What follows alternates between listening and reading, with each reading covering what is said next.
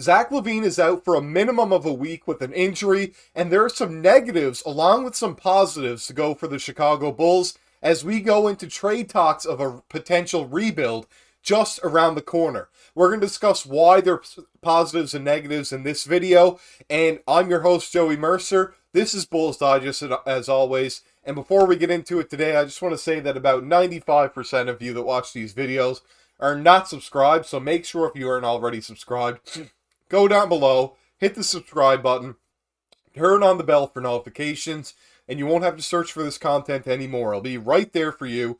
As soon as we upload, you will be the first to see it. So if you're looking to stay up to date with the Chicago Bulls, then look no further. This is the place for you as we cover this 7 days a week, no days off. That's not just business days, it includes the weekends, of course. So without further ado, let's get into the first topic of the day. So first, we have more trouble for LaVine. It hasn't been all easy for him so far to start the year. It hasn't been as smooth for him as usual either scoring. People say he's such a smooth and talented scorer, but so far this year he has struggled on that end and hasn't been quite the scorer that he's been for the Bulls the past few years. Has he been dealing with more injuries that stem from the last season, or is it just him just simply struggling and there's no more to it? He just isn't himself so far this year. Now, it's interesting to know right now that he is out for an injury from the next week, and so is DeMar, and the Bulls look like a little bit of a different team, which we're going to talk about a little bit later in this episode, but first let's discuss the injury. So, I saw in the article put out by Bleacher Report with the injury, which affects his trade value, of course, and we're going to talk about all that right now.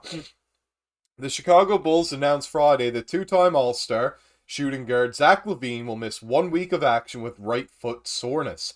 LaVine has been the recent subject of trade rumors as Shams Charania and Darnell Mayberry of The Athletic reported last month that the Bulls have increased openness regarding a possible LaVine trade.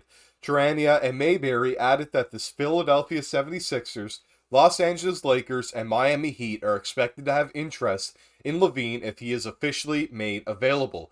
Chicago signed LaVine to a 5-year, $215 million contract extension last year, but team success has eluded the Bulls since then. So we can look at this two ways with the contract. I mean, it makes people worry if he's a winning basketball player with since given the extension, and there's no sample at all throughout his career actually of him being a winning basketball player, and he's only made the playoffs once with Lonzo Ball as the point guard, and that was our best chance that we've had since Zach has been there. Also, the other thing that you have to look at since last year and getting the contract, the team isn't going to be as good because Lonzo Ball's not there. They haven't really had a solid point guard at at that position for them back there, really running the plays, running the offense, and getting things going, But LaVine still should be a little bit better this season than he has been. He's down, a few points per game. He's shooting worse from the field. The defense is somehow worse than it was last year, and I didn't even think that would be possible for a player that's such a great, high-caliber scorer of LaVine to be that poor on defense, but that is exactly what we've been seeing. The next thing that I read about this is, after going 46-36 in 2021-22 and reaching the playoffs for the first time since 2017, the Bulls went just 40-42 last season and failed to make it to the postseason. This season has been a major struggle thus far as well, as they have the third worst record in the Eastern Conference at 6-14. With 21 points per game, LaVine is second on the team in scoring behind DeMar DeRozan, but his production is down compared to recent years. LaVine averaged a career-high 27 points per game in 2020-21, en route to his first All-Star selection, and he was named an All-Star again the following season with 24 points per game. Although he fell short of an All-Star nod last season, he averaged about 25 points per contest, and a lack of efficiency is a big reason why LaVine's scoring is down this season, and he is shooting just 44% from the field, which is his lowest since 2017-18, and 34% from beyond the arc, which is the worst mark of his career. Yeah, so once again, interesting to note. First thing I read from that, they made the postseason 2021-22, with Lonzo Ball a point guard, that was the big difference maker for him. His defensive ability really helped the backcourt there as well. He was really able to be the best playmaker we've had in a very long time, since at least Rajon Rondo, if not a little bit better, because he was able to space the floor as well and shoot threes as he added that to his bag, so to speak. But Zach LaVine, ever since the team went last season 40-42. LaVine was really the guy with more focus on him, of course, because he signed a big contract. But I mean, you have to understand that without Lonzo Ball on the team, I know that we don't know what he's going to be like when he comes back, if he comes back. But the team is going to be worse. The team was worse by 6 games, and that's about as good as you're going to get when Lonzo's not in the lineup. I mean, the team is definitely 6 games worse without him there when he's such an impactful player on the basketball court. So you have to take that into account as well. It's not just simply because Zach isn't doing his job that the team wasn't winning games. We had some injuries, and those are things to be taken into account. The team should still be better, and this year has been absolutely horrible. But I think last year isn't a complete write-off considering the lineups that we had to run and the injuries that were plagued pretty well throughout the whole team throughout the year. Zach even missed some time throughout last season, so that has to be taken into account. When we almost went 500, we were very, very close to doing so as we were 2 games below. But still, I have to agree that the team just hasn't performed well this season. So that isn't something that I can deny. And he simply has been down this year at 21 points per game. Is the lowest, of course, as they mentioned. And field goal percentage all around 3 and field goal just from 2 is not where you'd like it to be. Next thing I saw on this was in a 27-point loss to the Celtics on Tuesday, Zach LaVine was limited to 2 points on 1 of 9 shooting, and he subsequently sat out the Bulls' upset win over the Milwaukee Bucks on Thursday. The timeline provided by the Bulls suggests LaVine will miss at least the next 2 games against the Pelicans on Friday and the Hornets on Wednesday, and possibly next Friday's game against the San Antonio Spurs as well. Interesting to see there that, of course, we're going to talk about that now in a minute, that LaVine misses the game last night and so does DeRozan, and we come up with a huge win over the Bucks in overtime. That was an absolutely electrifying game to watch. I think it's one of the better games that the Bulls have played this season, if not the best game that they've played so far the year, and it was without DeRozan and LaVine, who are always scrutinized for being players that aren't winning basketball players, and last night was another time where they're not out there and we're winning. I put more of the blame on maybe LaVine than DeRozan, but it's interesting to see that 2 of them not playing and we're winning games, but that also is a bad thing because that is lowering trade value for both of those players when we win games when they aren't there. Teams see that and they don't want a player that isn't a winning player if they're going to be put on a contending team. This moves us on to the next topic we're talking about today. We cannot skip over last night's game. And oh, what a night it was. I mean, against the Milwaukee Bucks, things went right down to the wire. An amazing shot at the buzzer by Alex Caruso. Send things into overtime. And they really took charge in overtime, beating the Bucks by 7 overall at the end of the game at a score of 120-113. So let's just look and break down some of the stats from last night and see what really went well and what didn't. Sorry for hitting the camera there. But what really went well and what didn't last night for the Chicago Bulls against the Milwaukee Bucks. First thing we have here is the Milwaukee Bucks. How'd they play last night? Giannis was 11 of 17. He is going to get his. 26 points, though, is down from how he usually is, and he was a -8. Had 5 turnovers, were forcing into lots of those, and 5 personal fouls. I can see that he had 5 blocks and 2 steals, and, Giannis is just going to do those things, especially against the Bulls without their 2 top players.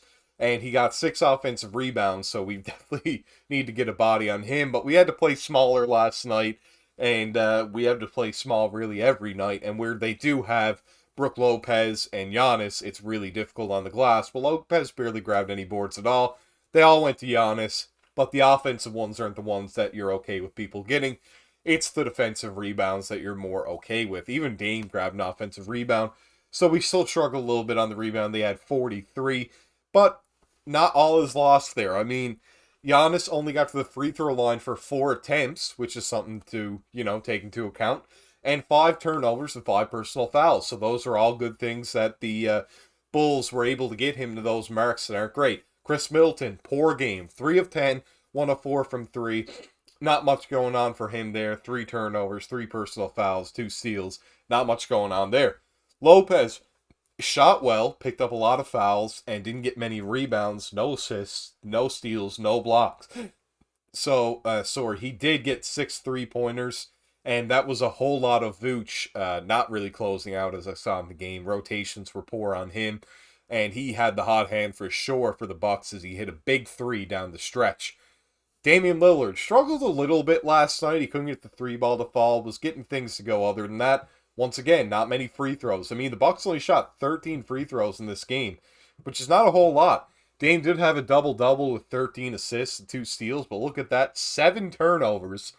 So you got to take that as well. I mean, he was a +9, one of the very few players that were positive for the Bucks in this game. They had Lopez barely at a +2, Malik Beasley at a +1, and then Beauchamp, at a +11. But yeah, Lillard with 7 turnovers is definitely not a great look. Only 18 points holding him to that, so that's fine there.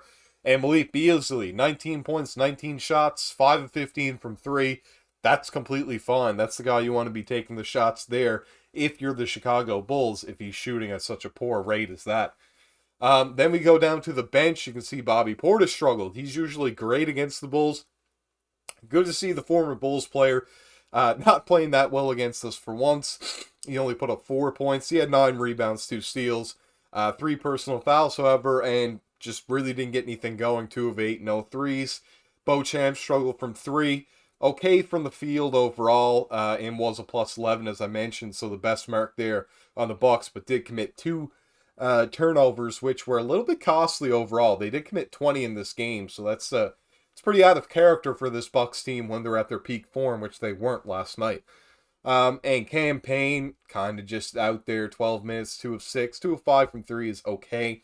He was a -20 though. He's a pretty big negative in this game and really did show that they need to have Dame on the floor at all times, and they can't trust Cam Payne off the bench, aka the tank commander, of course, when he was on the Bulls. Andre Jackson Jr., I mean, he was fine. He wasn't really noticed out there. He got a couple steals. I was like, oh, look, who's that? But not really much going on for him. I didn't really notice a whole lot. He wasn't bad per se, but he also just wasn't like wowing me by what he was doing out there. But I wouldn't say that he was bad. He was just kind of neutral for me and not as noticeable as you'd be like, oh, who's that? When you're watching a game and not really sure who's on the other team as far as who's playing that night. And of course he did with some guys not playing, like Thanasis, Robin Lopez, and AJ Green. Now, we go over to the Bulls now.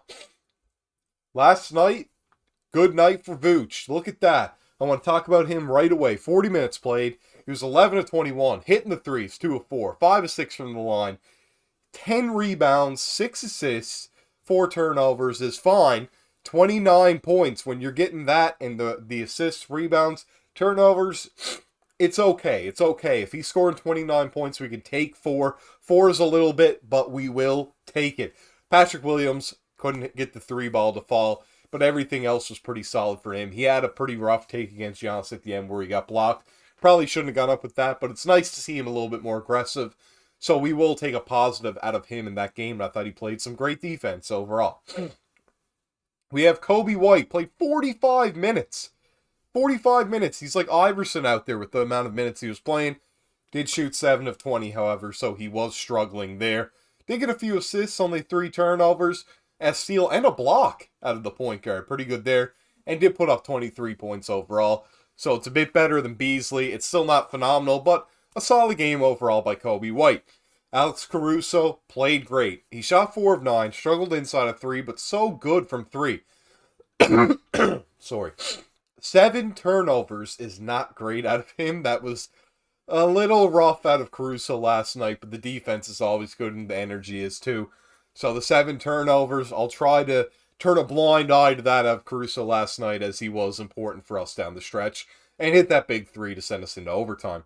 Dosunmu, I thought he played absolutely phenomenal last night. He was all over the court, played well defensively. He was doing everything we need him to do, all the little things, and he shot 6 of 8 from the field in 39 minutes, 14, 6, 6, and 3 steals. What more do you want from Dosunmu, honestly, right there, as he's not going to be a main scoring option, so I thought it was fine. Dalen Terry, he was just kind of out there. He really didn't do anything besides grab an O board, as you can see there.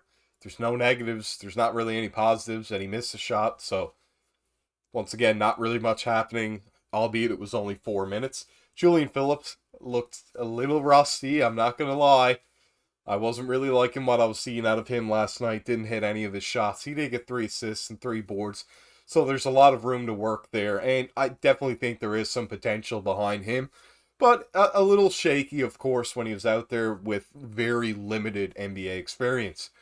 Torrey Craig, he was a bit more aggressive in this game. I like to see that without the stars there, he's more aggressive. He did shoot 4 of 10 and then 2 of 6 from 3.